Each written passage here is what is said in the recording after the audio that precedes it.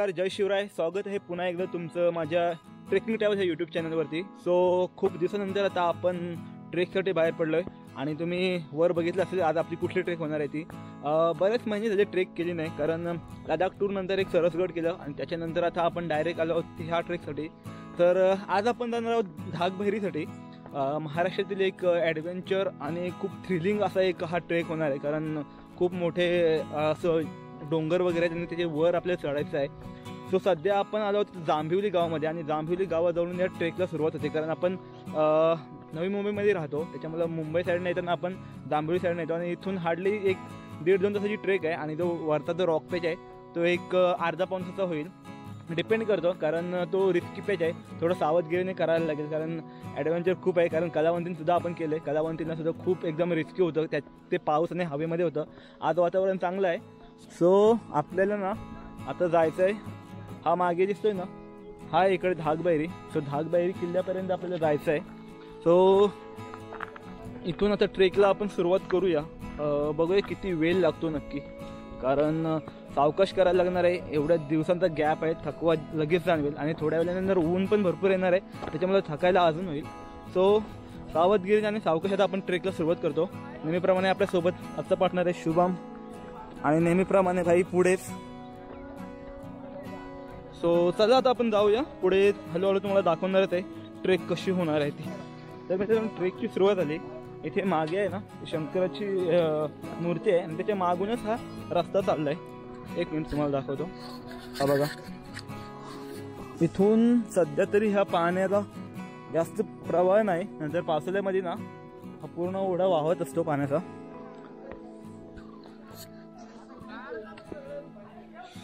So finally ट्रेकला सुरुवात. Actually आम्हाला निघायला पण थोडा उशीर झाला, कारण 5पर्यंत निघायचं होतं, पण 5:45 वाजले.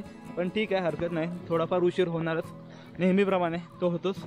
सो लवकरात लवकर आम्ही ट्रेक पूर्ण करणार, कारण नंतर दुपारनंतर ऊन एवढा कडक पडणार आहे ना की नंतर येताना आमचं पूर्ण वाट लागणार आहे.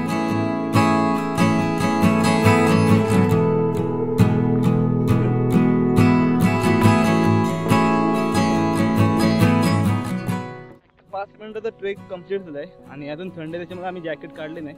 तर 5 मिनिटाचा ट्रेक झाल्यानंतर ना एक छोटासा पठार लागतो आणि इथून बघा गड हा इथे आपल्याला जायचं आहे ह्या किल्ल्यावरती. सो इथून कॉर्नर जायचं आहे. खालती दरी बघा, तुम्हाला ना व्यवस्थित कॅमेऱ्यामध्ये समजून येणार, पण खूप खोल आहे इथून दरी ही. बापरे, जंगल पॅच चालू झाले आता आणि इथून पूर्ण आता आपल्याला रस्ता बघत जायचं, कारण 2-4 ठिकाणी असे आहेत ना की फाटे फुटले आहेत 2-3 साईडला. त्याच्यामुळं जे इथे मार्किंग आहे बघा, तुम्हाला दाखवतो. हे जी मार्किंग आहे ना ते केलेली आहे, लाल कलरच्या रिबिन्स बांधलेले आहेत ना, त्याला बघूनच फॉलो करत पुढे जायला लागणार आहे, नाहीतर पुन्हा रस्ता चुकण्याची भीती आहे. त्याच्यामुळं चांगलं आहे की थोडेफार तरी मार्किंग केलेले आहेत, त्याच्यामुळं रस्ता मिळणं थोडंफार इझी होणार आहे.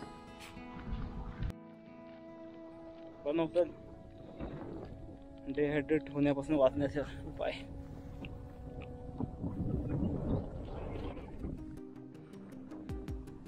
तर आपण पूर्ण ना या डोंगराच्या कडेकडे अशी जाणार आहोत. तिथून पुढे गेला ना हा, तिच्या मागून नंतर ती खालती दिसते खात, तिथून पूर्ण जंगल पॅच चालू होणार आहे. अजून एक आधी तर एक कम्प्लीट केलंय, अजून एक पुढे होणार आहे. थोडंफार जंगल ट्रेक आणि चढाई होती. ही बघा पूर्ण कारवीची झाडं आहेत ना, कारवीच्या झाडांचं पूर्ण जंगल पसरलं आहे. आणि इथे हे बघा किल्ल्याकडे आणि ह्या साईडला पण किल्ले ढाकगड दोन्ही साईडला मार्किंग केली. शुभम आपलं काम करतोय, जी रिबीन पडली ती पुन्हा मार्किंग करतोय. चांगलं आहे, गुड जॉब.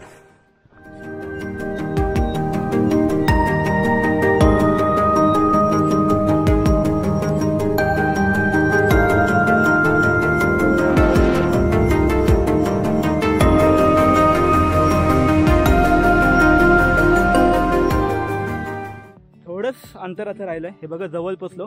हा इथल्या कलकराय सुलका आणि हा आपला धागबैरी.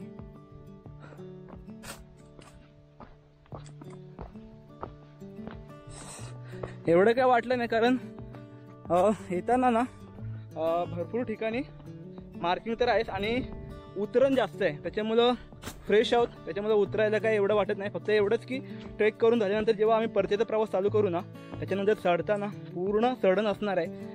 हे बघा खाली आता आम्ही उतरतोय, नंतर चढताना पूर्ण वाट लागणार, कारण पाय भरतीलच. कारण ऑलरेडी ट्रेक करणार आहोत आणि वरचा पॅच कंप्लीट करायचा आहे. त्याच्यानंतर मग पुन्हा वर जाताना पायांची वाट लागणार, कारण पूर्ण प्रेशर पायांवर येणार आहे जाताना.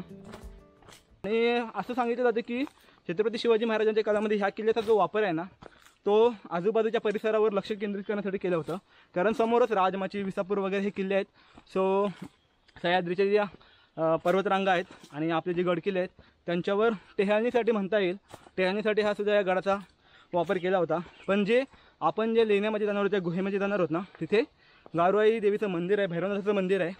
तिथे आपण मंदिरात केवळमध्ये जाणार आहोत. कारण गडाकडे जायला ना पूर्ण वलसा घालून जायला लागेल आणि ते खूप खूप म्हणजे मोठं ट्रेक आहे. ते एका दिवसात शक्य पण नाही कदाचित होणार ते, कारण पूर्ण गाडाला वलसा घालून जायचं म्हणजे चार तास तरी तो ट्रेक मोठा असेल. सो आता इथे मध्ये आलो आहोत आपण आणि इथे बघा एक किल्ल्याची जी माहिती आहे ना पूर्ण भली मोठी पाटी लावली. सध्या आपण जे आहोत ना ते इथे आहोत आणि आपल्याला ना हा जो लेफ्ट साईड दिसतोय ना, इथून ह्या साईडने आपल्याला पुढे जायचं आहे. जो हा रस्ता दाखवतो तो, कारण हा कलकराई सुलका इकडून आपलं बहिरीच्या लेणीकडे जाते. आणि हा जो रस्ता आहे ना, हा पूर्ण हे बघा हा गावाकडे पूर्ण जातो ह्या साईडने. आणि तिकडून जो आहे ना वर किल्ला स्टार्ट होतो. हा जो वर दिसतो तुम्हाला गडावरील बघा अवघड वाट वगैरे दाखवले, हे मार्किंग केलेत. आणि जे मार्किंग केलेत ना त्यांचे इथे त्या मार्किंगला काय काय तिथे दिले. म्हणजे 1 नंबरला चौथरे आहे, 2 नंबरला चौथरे कोठार, पाण्याचे तलाव वगैरे. आणि 14 नंबरला बघा तटबंदी आहे. म्हणजे ही 14 नंबरची ही तटबंदी दिसते. आणि पाण्याची टाकी तटबंदी सर्व काही इथे तुम्हाला मार्किंग केली. सो मित्रांनो, आता आपण बोर्ड मागे बघितला, त्यातून आपण डाव्या हाताला वळलो आहोत. आणि डाव्या हाताने आता आपल्याला पुढे सरळ चढायचं आहे. कारण ती थोडी मार्किंग मला एक जो ग्रामस्थ भेटला होता, आपण ज्या शंकराच्या मंदिरात इथे थांबलो होतो ना, तेव्हा त्यांनी पण सांगितलं की थोडी ती मार्किंग चुकीची केली त्यांनी. तर तुम्ही डाव्या हाताने पुढे वर जा. बापरे, पूर्ण उभी चढण होती आणि पूर्ण वाट लागली. हे बघा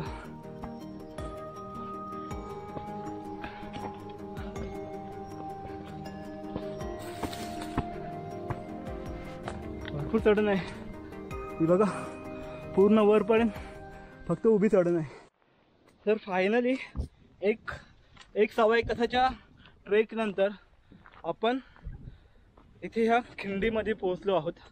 हे बघा ही मागची खिंडी, हा दिसतोय सुलका वर, हा कलकराचा सुलका आहे. आणि आपल्याला जायचं आहे त्याच्या मागे ह्याच्या पलीकडे.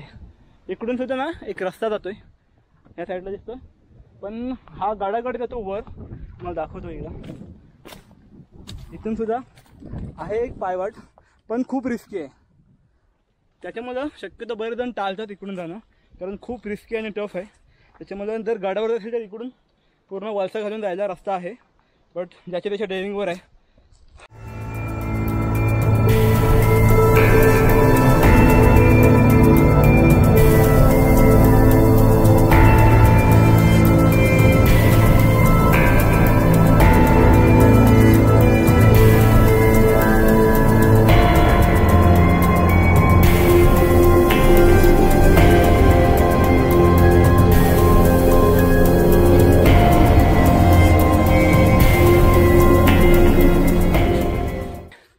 चला, आणि आत्ता खूप सारी खरी जी आपली ट्रेकिंग चालू होते ती बघा. हे बघा इथे साखल दिली आणि हा रोप पण दिला आहे, पण साखल थोडी गंज पकडला आहे, त्याच्यामुळे थोडीफार रिस्क आहे. आता रिस्क घेण्यात आहे, कारण हा पूर्ण खालची पूर्ण उतरायचं आहे आपल्याला. इथून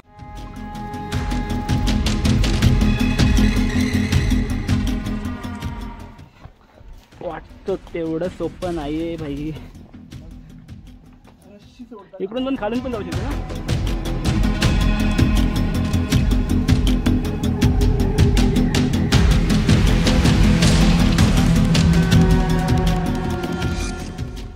पकड नाही, बापरे.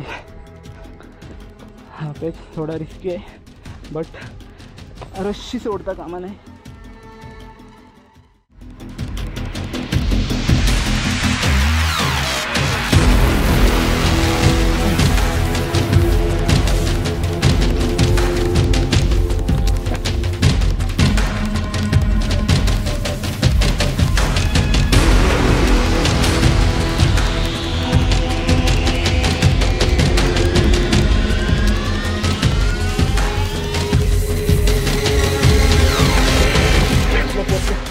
थोडंच राहिले. हां तो पकडून घेऊ, घट्ट पकडते रशी, रशी आणि साखर घट्ट पकड. हां ओके ओके ओके आला ये.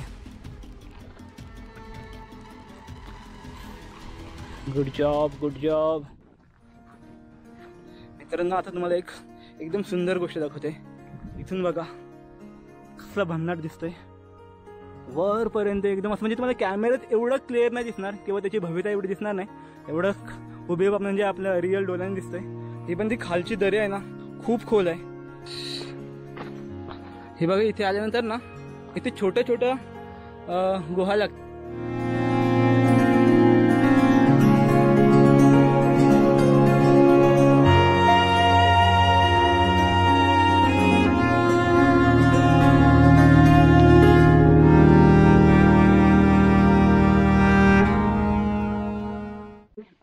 कशी आपण जी चढाई आहे ना ती खाली उतरलो आणि थोडा आता रेस्ट करत आहोत. इथून पूर्ण व्ह्यू पण खूप छान दिसतोय आणि थोडं थकलो होतो त्याच्यामुळे थोडा आता आराम करतोय. इकडे बघा इथला जो व्ह्यू आहे.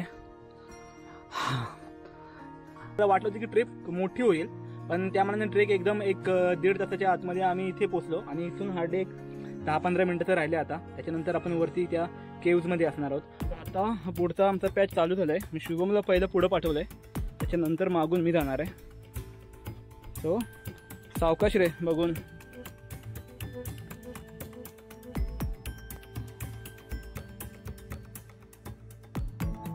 असं क्रॉस आहे, सावधगिरीने आम्हाला जायला लागणार आहे इथून. सावकाश सावकाश भाई. हां ते पकडून चल, नाही पकडलं तरी चालेल. हां तसं चल गाईज. उगाच नाही बोलत, हा रिस्की आहे कारण खाली बघा, खाली गेलं तर अजिबात काहीच चान्स नाही आहे. त्याच्यामुळे ह्याची रिस्क खूप आहे.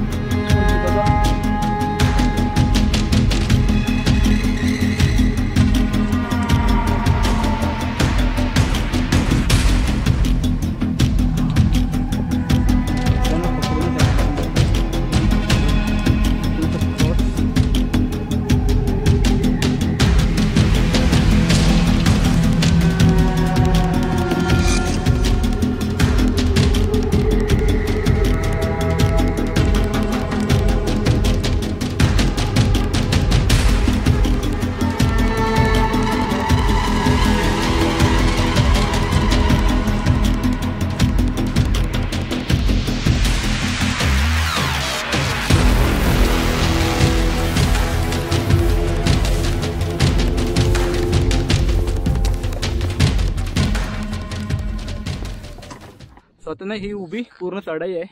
इथून असं वर पूर्ण 90 डिग्रीचा आहे कोण आणि इथून जायचं आहे. इथे खाली आल्यानंतर नाही ते बघा ह्या पादुका ठेवलेल्या आहेत. सो कुणी जर येणार असेल तर ह्याच्यावर पाय ठेवू नका, ह्याच्या बाजूने जा, रस्ता आहे जायला. सो इथून आता पूर्ण वर चढाई आहे.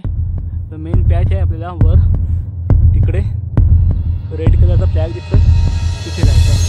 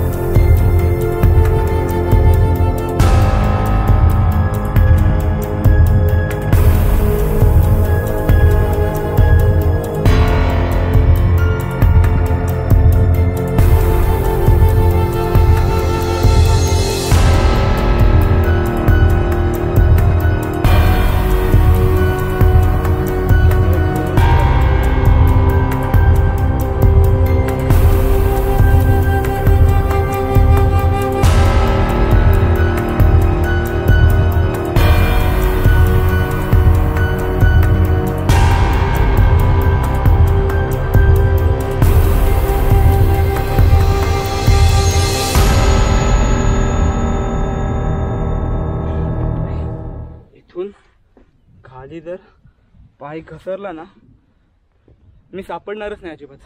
इकडे बघा, खाली बघा, पूर्ण खोल दरी आहे. त्याच्यामध्ये ह्याच्या आधारावरच वर चढायचं आहे. आणि हा जो आहे हा आता मेन पॅच, ह्या लाकडाच्या साहाय्याने आपल्याला वर चढायचं आहे.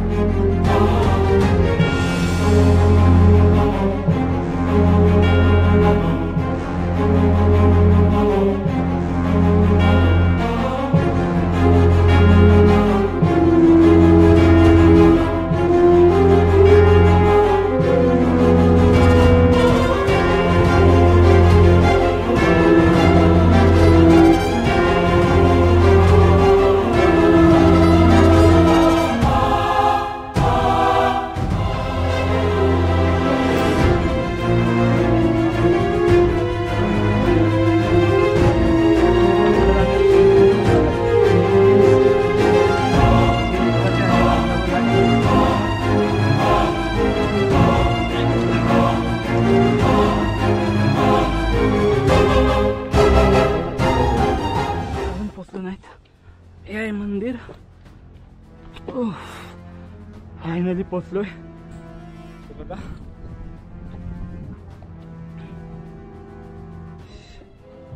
ओके, फायनली एवढ्या सर्व परिश्रमानंतर आपण या गुहेमध्ये पोचलो आहोत. इथे समोर पहिल्याच आल्यावर दिसतोय हे मंदिर आहे कालभैरवाचं. आणि हे बघा गोराई माता आणि कालभैरवाचं मंदिर आहे. साईडला ना इकडे बघा पाण्याची टाके आहेत आणि त्याच्यात कचरा वगैरे काही जाऊ नये यासाठी त्यांनी वर असे कापड टाकले ग्रीन कलरचे. आणि इथे थोडे मेसेज पण दिलेत, ओ शेट तुम्ही माकडासारखं खरकटे केलं तर माकड खरकटी भांडी उचलून येणारच ना. छान आहे. सो इथे आल्यानंतर हे बघा माकडं पण आहेतच वर.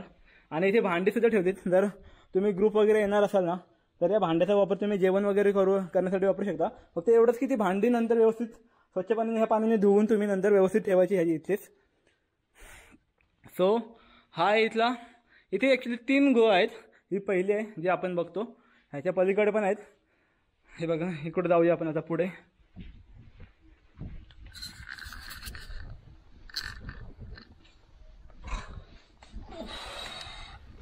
ओके, आता आलेलो आपण दुसऱ्या गुहेमध्ये.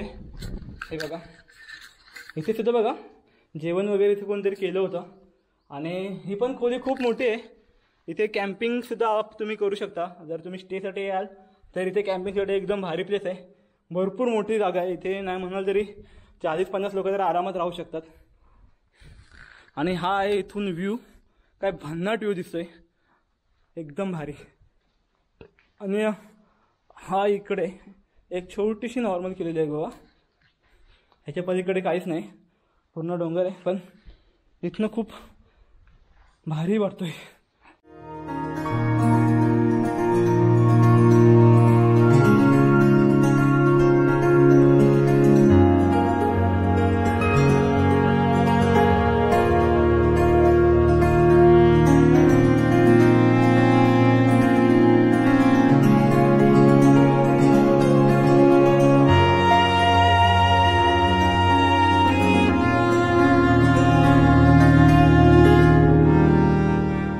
तिथे पकडायला सुद्धा आहे, पकडून वर जाऊ शकतो तिथून. हाच पॅच थोडा रिस्की आहे. सावकाश. हां तो खाली ठेव. हा इकडे पाय टाक. ओके तो पाय जाऊ दे, अजून राईट होता थोडा मागे जाऊ दे पाय. आता हा लेफ्टवाला पाय थोडा खाली जाऊ दे. रशीने थोडा हात खाली घ्या अजून. जाईल थोडा खाली. हां ओके. रशी सोडू नको काही झालं तरी. बरोबर आहे. घे आरामात.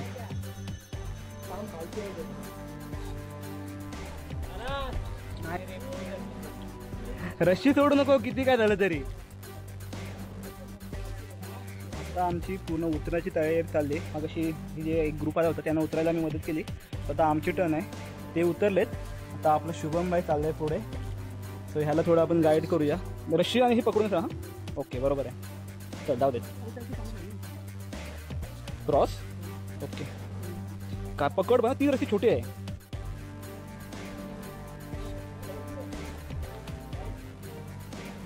लाकडावर व्यवस्थित, लाकडावर तड पण रस्सी सोडू नको. रस्सी पकड, व्हाईटवाली रस्सी पकड. हां ती पकडून राहा.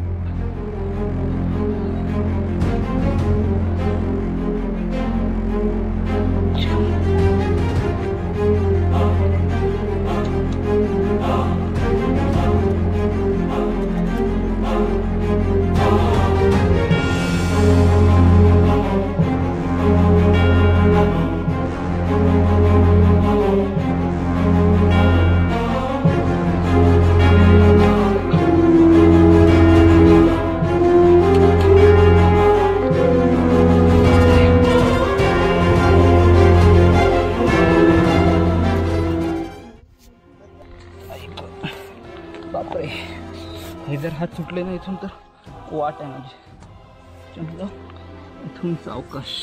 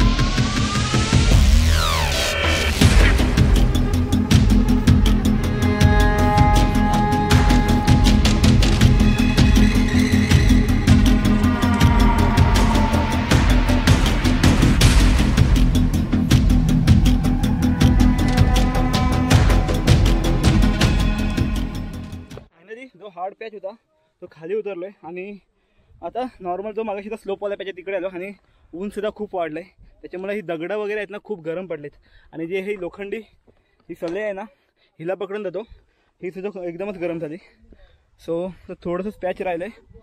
आपण हे बघा, हा इथला पॅच फक्त आता एक राहिला आहे आणि नंतर आपण त्या खिंडीतला एक पॅच आहे तेवढं शिल्लक आहे. हाच फक्त एक हार्ड आहे इथे, बाकी ऑल ट्रेक तर कंप्लीट झालेली आहे आपली. पण आता उन्हामुळे ना भरपूर थकवा पण होतोय आणि हे जरा चालायला पण रिस्की होतोय.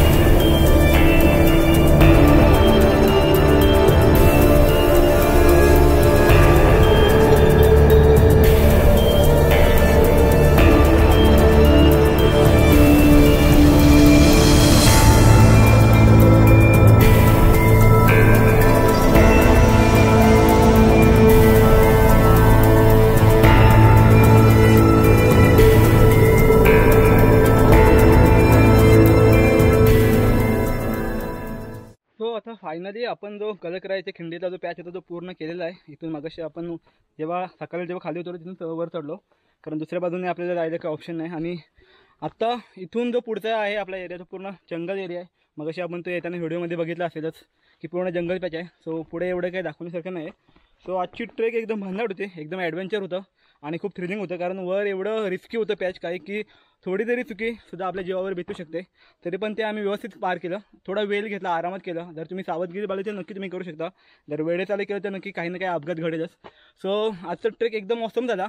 सो हा व्हिडिओ आपण आता इथेच संपूया. पुन्हा भेटू आपण लवकरच कुठल्या तरी नवीन ट्रेकला आपण जाऊ, कारण बरेच दिवस ट्रेक बंद होती. आता नक्की पुन्हा एकदा नव्याने सुरू करायची आहे. सो आजची ही सुरुवात आहे. सो नंतर पुन्हा आता चॅनलचा व्हिडिओ नक्कीच येतील आपल्या. सो चला, आजचा ब्लॉग आपल्याला कसा वाटला तुम्हाला नक्की कळवा. आणि आपल्या चॅनलला लाईक, शेअर आणि सबस्क्राईब करायला विसरू नका. तोपर्यंत जय शिवराय, जय महाराष्ट्र.